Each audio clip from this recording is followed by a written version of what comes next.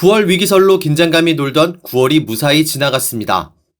하지만 9월 위기설의 뇌관으로 꼽혔던 부동산 프로젝트 파이낸싱, PF 부실은 현재 진행형입니다.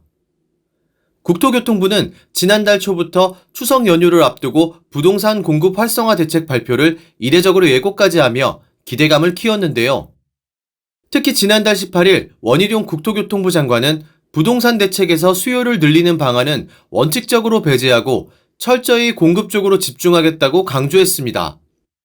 이어 조금 거래가 안 된다고 해서 정부가 세금과 이자를 깎아주고 빚내서 집 사라는 신호를 줄 수는 없다며 다주택자가 집을 대거 사들이면 건설사는 좋아하겠지만 정부는 그런 조치를 따라가면 안 된다는 단호한 입장을 내비치며 뭔가 큰 거 온다는 기대감을 시장에 심어줬습니다.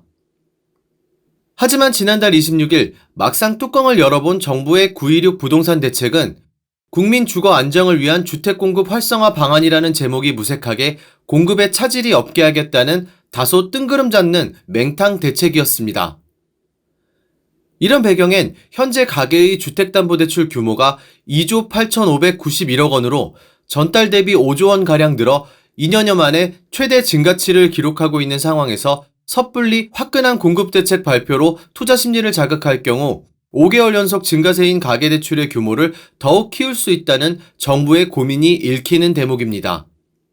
상황이 이렇다 보니 부동산 PF 부실화 우려가 커지면서 금융권 대출 연체율도 계속 오르고 특히 증권, 저축은행, 캐피탈과 같은 제2금융권이 판매한 브릿지론이나 후순위 같은 고수익 고위험 상품들이 부동산 경기 침체 시 부실로 이어질 우려가 큰 상황입니다.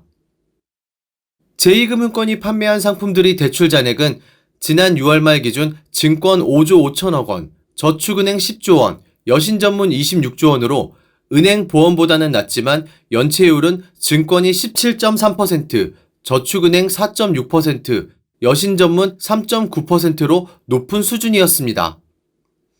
지난 7월 한국기업평가에 따르면 23개 증권사가 보유한 PF 익스포저 24조 원 중 2024년 6월 말까지 만기 도래하는 익스포저는 50% 수준인 11조 9천억 원으로 이 중 브릿지론은 7조 3천억 원에 이르는 것으로 나타났습니다. 문제는 브릿지론을 빌린 PF 사업장들의 현재 상황이 안 좋은 것으로 추정된다는 점인데요. 최근 신규 브릿지론 대출을 거의 하지 않고 있음에도 익스포저는 여전히 높은 수준에 머물러 있기 때문입니다. 한마디로 현장은 멈추고 돈 갚기도 힘들다고 볼 수 있는데요. 이런 이유로 정부의 916 부동산 대책은 주택 공급 활성화보다 부동산 PF의 부실이 금융 시스템 위기로 이어지지 않도록 정상 PF 사업장에 대한 지원 등 선제적인 지원 조치가 핵심 내용으로 담긴 것입니다. 정부는 이달 부동산 PF 시장에 21조 원 규모의 지원을 추진할 예정이며 저축은행 중앙에도 KB, NH, OK 등 총 10곳의 저축은행과 함께 330억 원 규모의 펀드를 조성해 부동산 PF 사업장 등에 투자할 계획인데요. 정부의 이번 대책으로 빨간불이 켜진 부동산 PF 문제가 모두 해결될 수 있을까요?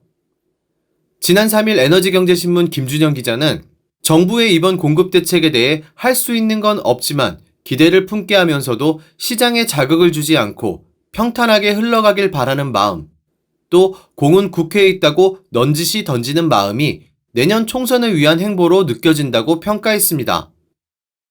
마치 총선까지만 잘 관리하면 그 사이 경기 상황이 좋아지고 그러면 다 해결될 거란 계산으로 부동산 정책을 운용하는 듯한 인상을 주고 있는데요.